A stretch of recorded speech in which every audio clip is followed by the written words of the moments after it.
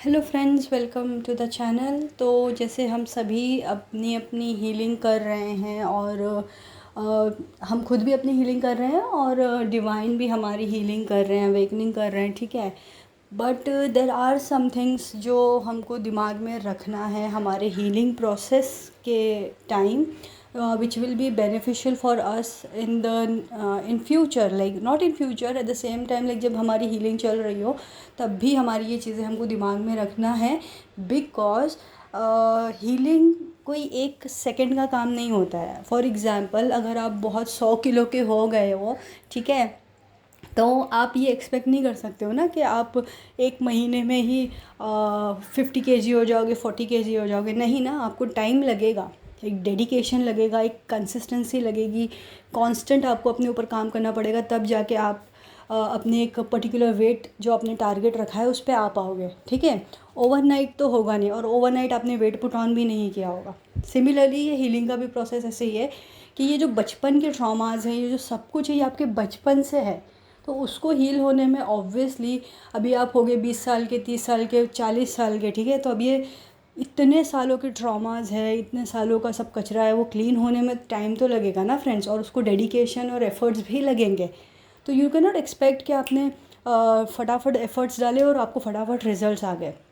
अब हम यहाँ पे गलती क्या करते हैं कि हम बहुत फटाफट चीज़ें एक्सपेक्ट करते हैं, ठीक है। तो अब मैं आपको कुछ पॉइंट्स बताऊंगी कि जो आपको याद रखना है अपनी हीलिंग के प्रोसेस में, which will help you out, ठीक है। तो first of all, take it slow, ठीक है। Do not try to change at once. आप लोग यहाँ पे क्या करते हो, आप क्या, सभी की मिस्टेक है, मैंने भी की है।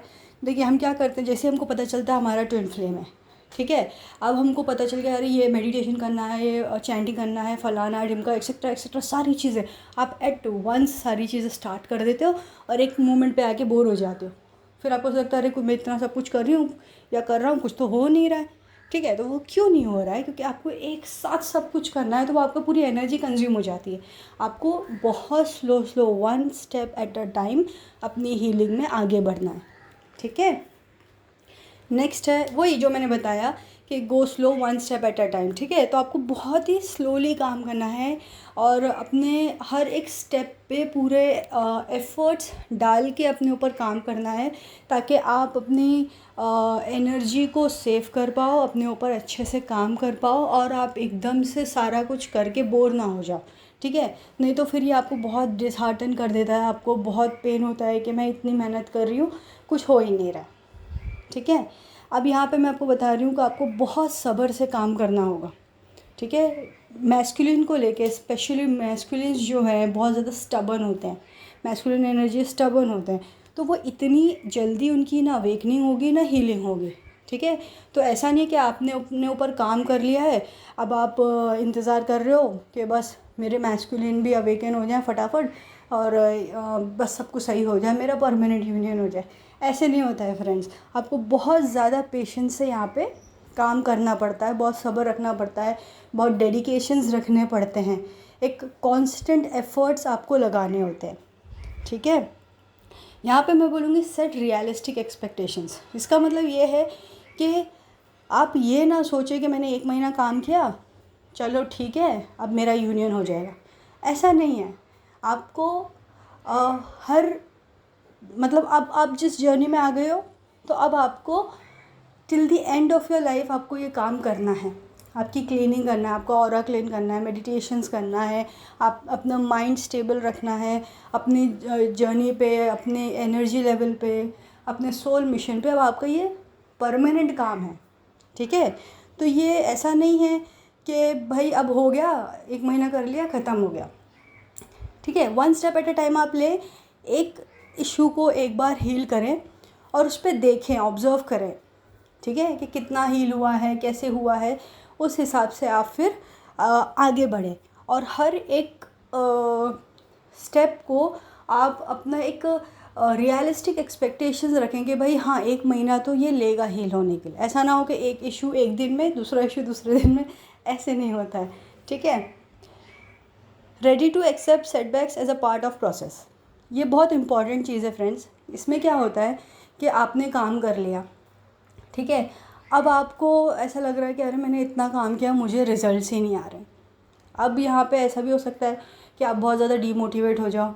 ये भी हो सकता है कि फुल मून न्यू मून आ गया, आपकी पर्जिंग हो रही है, अब आप पूरे एनर्जी में लो हो गए हो, अप्स एंड डाउन्स आ रहे हैं आपकी लाइफ में, आपकी डीएम के साथ या डीएफ के साथ। तो ये सब एक्सपेक्टेड है, ठीक है, it is part of the process.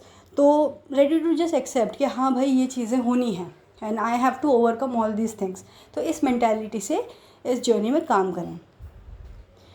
यहाँ पे ये बहुत इम्पॉर्टेंट है कि चाहे कुछ भी हो जाए इस जर्नी में, कितने भी ट्रिगर्स मिल जाए, आपका सेपरेशन हो जाए, यूनियन हो जाए, रीयूनियन हो जाए, आपको self care and self love कभी नहीं छोड़ना है। ये आपकी टॉप मोस्ट प्रायोरिटी होना चाहिए। नो मैटर व्हाट, अगर आपके डीएम या डीएफ आ भी जाते हैं, आपका यूनियन भी हो जाता है, तो आपको ये कंटिन्यू रखना है। आपने जिस वक्त ये चीज़ें छोड़ी, समझ लीजिए कि आप फिर ग्राउंड ज़ीरो पे आ जाओगे, ठीक है। तो ये सारी चीज़ें नहीं छोड़नी है।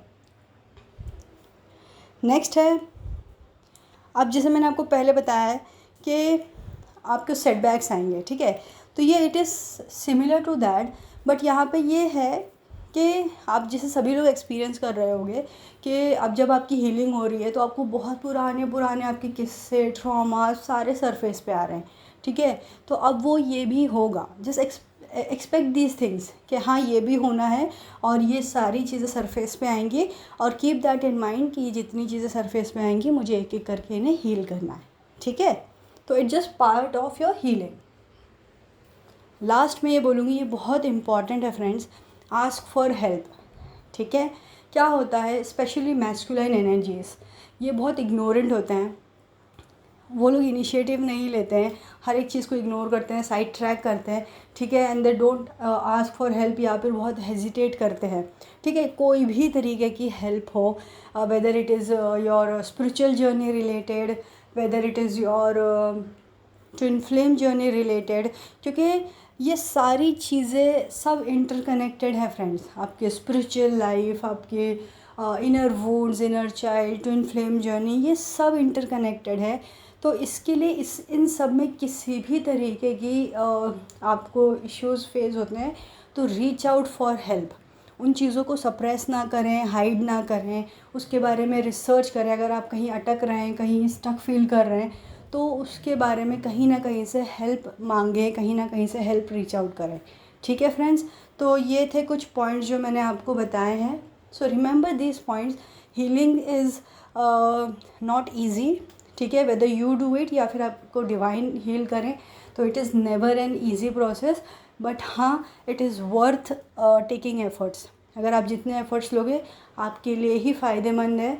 अगर आप अपने ऊपर काम करते रहोगे तो आप इस जर्नी में प्रोग्रेस करते रहोगे। और दूसरी बात ये कि हीलिंग के मेथड्स कोई भी हो, कुछ भी हो, आप किसी भी तरीके से अपनी हीलिंग कर सकते हो। The most important thing is कि आप प्रोग्रेस कर रहे हो at a spiritual level, energy level, mental level, ठीक है। अपनी लाइफ में हर एक चीज़, हर एक लेवल पे आप प्रोग्रेस कर रहे हो, आप मेंटली स्ट्रांग हो रहे हो, बैलेंस हो रहे हो। That is more important part of healing. आप आपके सोर्स एंड रिसोर्सेज कुछ भी हो सकते हैं, ठीक है फ्रेंड्स। तो इस चीज़ पे कोई भी अगर डाउट हो और क्वेश्चंस हो तो मुझे कमेंट सेक्शन पे पूछें। Thank you so much friends, bye bye.